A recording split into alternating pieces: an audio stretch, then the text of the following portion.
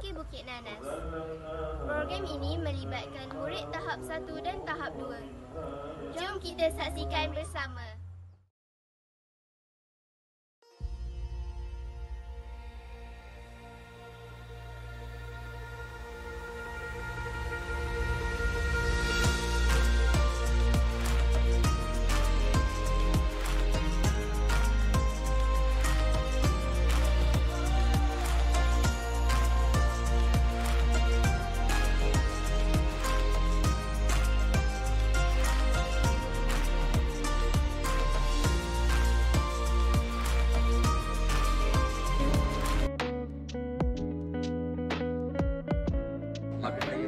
Aidilfitri, selamat hari raya.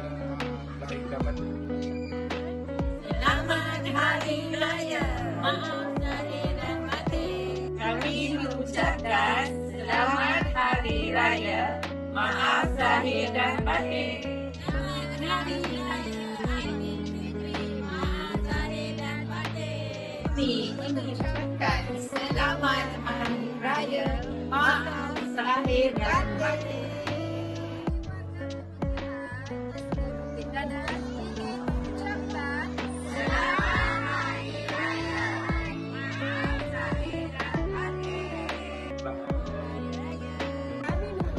Selamat hari raya. Kami mengucapkan selamat hari raya. Kami mengucapkan selamat hari raya. Kami pekerja swasta ingin mengucapkan Selamat hari raya, maaf lahir dan batin.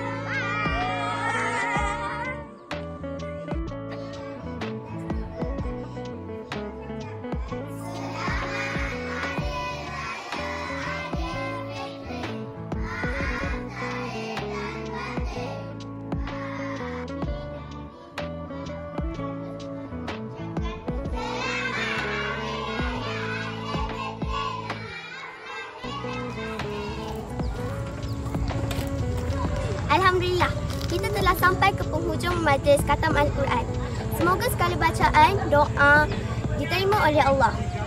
Saya Nur Iman dan saya Sarah dari Bina TV ingin mengucapkan Selamat Hari Raya Aidilfitri. Bye.